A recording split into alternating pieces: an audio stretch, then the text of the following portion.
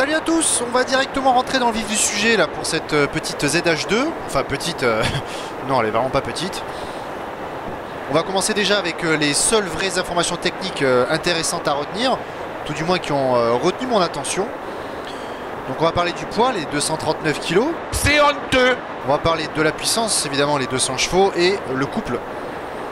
Donc 14 mètres kg, tout ça c'est très intéressant sur le papier, mais ça mérite approfondissement.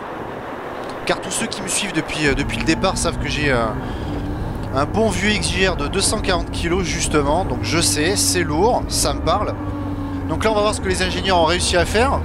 Pour ce qui est du couple, là on peut comparer directement avec la Super Duke. Et pour ce qui est de l'électronique, bah justement l'idée sera de vérifier s'ils ont rattrapé le fameux retard qu'ils avaient depuis quelques années. Bah alors pour ce qui est du poids, clairement ils n'avaient pas le choix, c'est une base commune avec la H2 et la SX. Et cette base commune, bah, c'est principalement le moteur. Donc quand on a des soucis d'économie d'échelle pour pouvoir sortir un prix décent, bah, on compose avec ce qu'on a. Un moteur qui pèse très lourd. Donc quand on veut faire une déclinaison roadster, bah, on adapte ce qu'on peut, hein. Du coup on se retrouve avec un châssis qui est quand même plutôt rigide. On a un moteur qui est très bas. Ce pourquoi on le sent pas tant que ça, hein, finalement, le poids.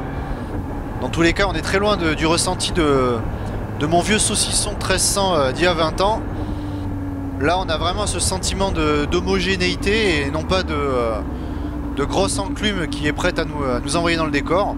Alors maintenant attention, même si c'est vrai que ça donne beaucoup confiance, peut-être même un peu trop, faut pas oublier que les lois de la physique sont les mêmes pour tout le monde. Donc quand on amène quelque chose de lourd dans une trajectoire qui n'est pas propre, bah, clairement on va gentiment se rapprocher du bas-côté. Donc certes ça reste une moto agile pour son poids, mais c'est pas une danseuse étoile pour autant, il faut pas pousser. Ouais, c'est pas faux. Alors pour ce qui est du couple, clairement comme vous avez pu le voir sur ma vidéo du départ arrêté entre la ZX Desert et celle-ci, clairement on a largement ce qu'il faut.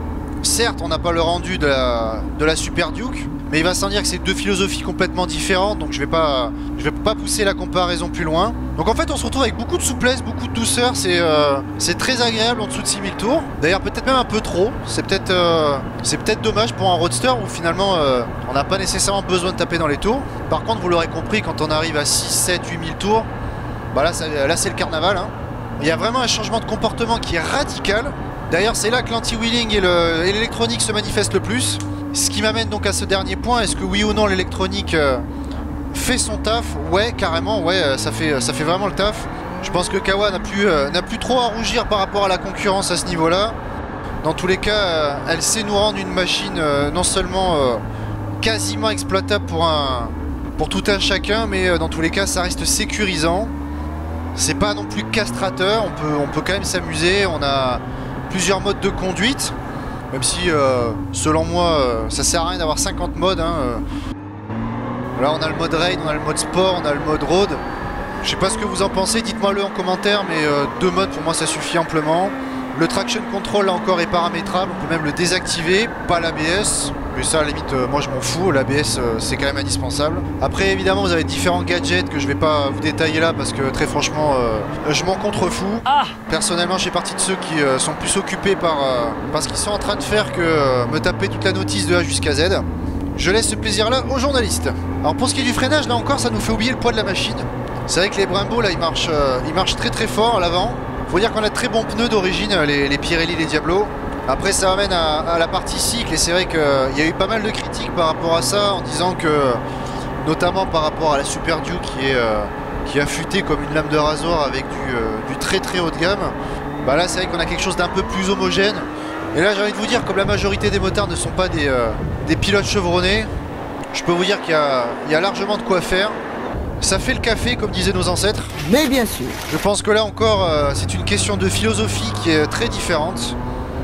Et le motard sait apprécier ce qui est différent. Alors pour ce qui est du style, bon bah là je vais pas faire très original en vous disant que j'aime pas.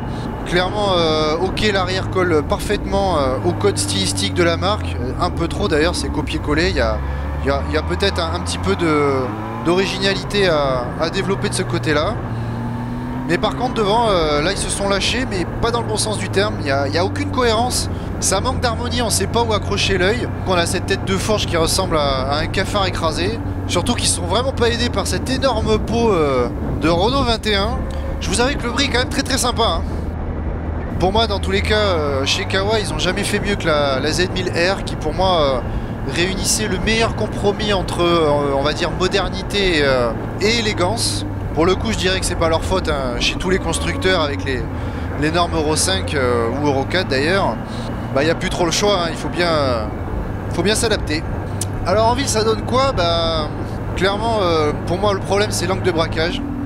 Par contre, pour le reste, ça va très bien. Encore une fois, le centre de gravité est très bas, donc on n'a pas du tout cet effet enclume dès qu'on est à l'arrêt. Surtout qu'on a un moteur qui est très rond, qui est très souple. Donc on peut très bien rouler à des allures ridicules. Alors sur petite route, c'est vrai que c'est là qu'on en attend le plus. C'est vrai que ça reste très agile. Ça bronche pas, hein, dans les virages. Après, si on fait pas n'importe quoi, bien sûr, comme je vous l'ai dit, c'est pas une partie cycle de compétition, mais dans tous les cas, la partie cycle, encore une fois, fait très bien le boulot. Maintenant, côté moteur, c'est vrai que bah, malheureusement, on est obligé d'aller chercher entre 6 et 8000 tours pour avoir le vrai coup de pied au cul du compresseur, là, qui fait son petit bruit de rossignol que j'aime bien. D'ailleurs, faut faire gaffe, hein, c'est assez piégeur à la reprise d'accélération, c'est assez violent. Alors que lorsqu'on accélère progressivement, il n'y a pas de surprise. Je pense que là encore, on aurait aimé peut-être un peu plus de violence à mi-régime. Ce qui reste là encore la plage d'utilisation la plus pertinente pour un roadster sur des routes françaises.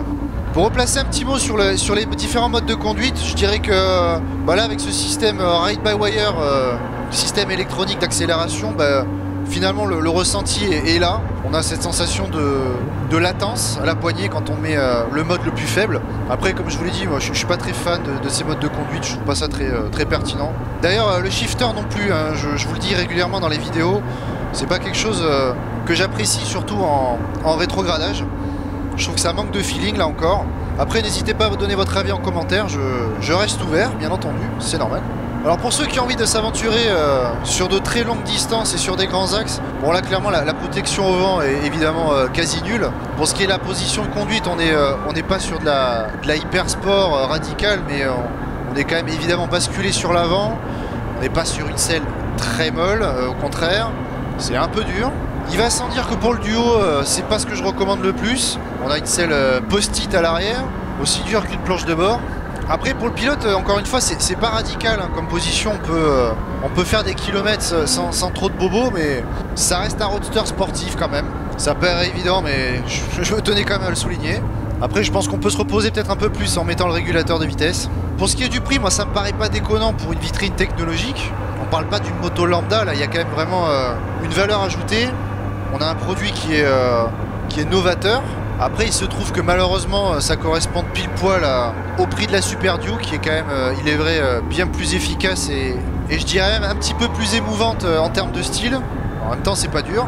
Donc là-dessus, hein, je le répète, pour moi, c'est une architecture qui est très différente, qui apporte des sensations différentes. Donc encore une fois, même si le prix est équivalent, on va pas vous demander de choisir votre couleur préférée, hein, chacun ses goûts, point barre, on va pas aller plus loin. Je pense que la volonté de Kawasaki, là, depuis quelques années, c'était de montrer que non, ils s'étaient pas endormis sur leur vieux Z. Ils ont vraiment voulu montrer quelque chose de nouveau. Alors certes, il y aura toujours moins cher, il y aura toujours plus efficace. Mais bon, à ce compte-là, on roulerait tous en CB500, on va pas se mentir. Non. Alors le moteur en lui-même, c'est vrai qu'on pourrait faire une vidéo rien que là-dessus. C'est vrai qu'on a quand même quelque chose de volumineux, quelque chose de lourd, qui a un comportement qui est quand même atypique. C'est vrai qu'on passe d'une architecture qui à la base est prévue pour encaisser plus de 300 chevaux à quelque chose qui est volontairement assagi avec 100 chevaux de moins, avec tout de même un travail colossal derrière sur la gestion de l'alimentation et sur la réponse à l'accélération qui la rend tout simplement accessible. Après voilà, le petit regret ce serait par rapport justement à la gestion de ce compresseur qui a tendance à se manifester un petit peu tard dans les tours, et ça fait tellement du bien de retrouver des moteurs un peu vivants aujourd'hui dans une époque où on a tendance à vouloir faire du moteur plein à tous les régimes et donc tellement lisse, tellement pas fun finalement. Donc là, rien que pour ça, bravo. Je vous invite à la tester. Alors pour ce qui est des qualités et des défauts, je dirais que le plus gros défaut ce serait son look et son manque de maniabilité en ville. Parce que ouais, l'angle de braquage est vraiment pas ouf. Après la grosse qualité, je reviens sur le moteur, c'est vrai que c'est vraiment un vrai plaisir que nous ont fourni les ingénieurs de chez Kawa. Le bruit est absolument génial. Et puis ils ont quand même réussi à nous pondre une moto qui inspire confiance. Pour ce qui est de la position de conduite, c'est vrai qu'on a cette sensation d'être un petit peu en hauteur, avec un guidon un peu bas. On est légèrement penché sur l'avant, on a des jambes pas trop repliées, mais un peu quand même.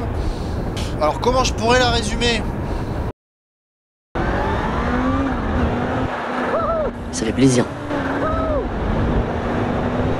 Encore un grand merci d'être de plus en plus nombreux à suivre cette chaîne. Je salue les nouveaux abonnés et complètement à bientôt sur Motorz & Co.